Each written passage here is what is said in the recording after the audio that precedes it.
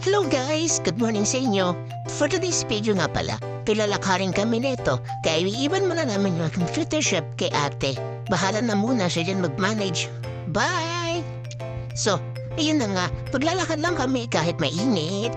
Sanay naman kami dyan kasi taga-bukid nga kami, diba? Hehe, joke. Ayun, lakad lang kaya go! At ito na nga po, nandito na kami sa Robinsons Mall para mag-renew ng aking lisensya.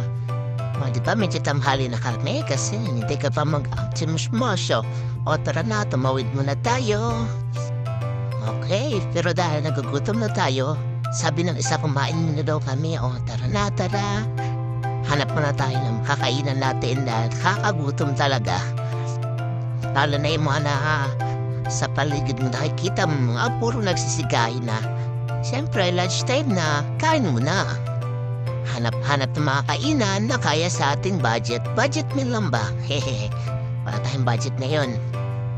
Hanap-hanap. Paano bang kaya ng budget natin na iba? Maiba naman.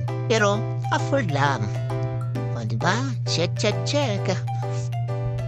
Sige, hanap tayo ng pwede sa atin. Ikaw ba? Ito! Ito mukhang masarap dito.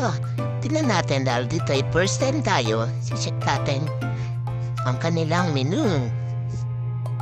At saka ang ganda ng ambience ng kanilang Yun options nila. Okay, sige. At kung siya ay magbabayad na, siya na ang pipila. Siyempre, siya naman ang magbabayad. Ayan, maghintay na dito. Mimili pa kami ng aming kainin natin na nga ay nag-order na siya. Sige, kaya mo yan. Huwag mo orderin lahat ha, baka maubusin naman ng ATM mo. Hehehe, pasya, maghanap pa na ako ng ating table. At para pag nakita ng order mo, may pa na tayo agad. O, diba? Harap-hanap. Yan.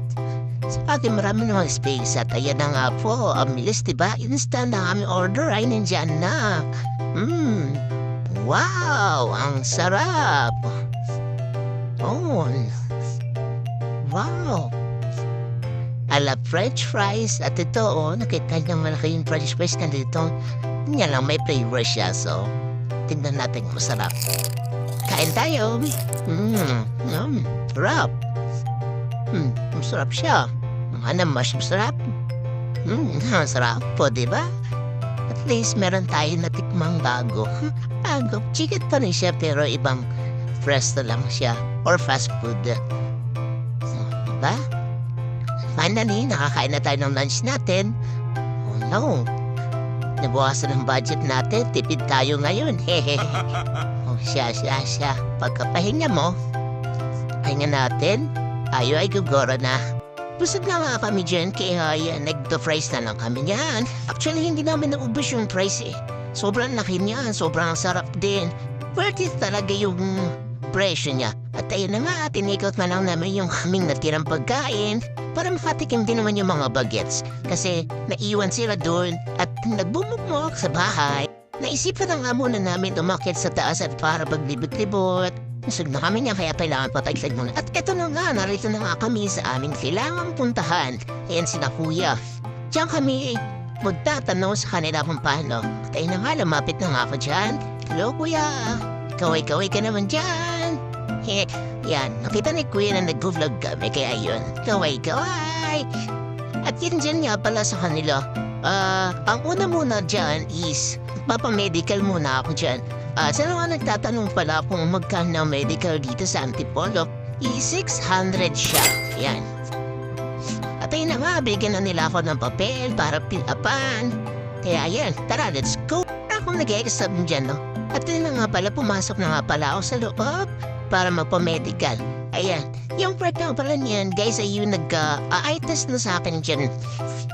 Tinitignan ko malinaw ba yung mata ko. Charot lang, hehe. Actually naman talaga ang purpose nun eh.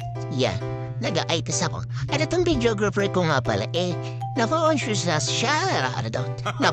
siya sa kanyang timba. Ay, nag-check siya. O, ilan? O, diba? ang bigat-bigat niya na. Tapos na nga pala kami dyan at guys, naisipan na namin lumabas. Malamang, alam nga naman magstay ka sa loob. Diba? Pupo yun. Char. Ayan na, lalabas kami. At saka nga pala, alam na nga pala namin that time na sabi nila sa amin is, close daw. Eh, hindi pala close. Offline daw sila dyan pero inintay pa rin namin kung matatapos yung pag-aayos ng kanilang internet connection kasi sayang din naman diba kung alis pa kami. So, ayun nga guys. Kaya na nga guys, sinasabi ko dyan is hindi talaga natapos yung pag-aayos ng wifi nila kasi parang wala nga nila kasi mag-aalisin ko na yan. Yun na nga time nila. At nagbabi na nga pala kay Kuya. Bait nga pala dyan ni Kuya. Shoutout nga po pala sa'yo.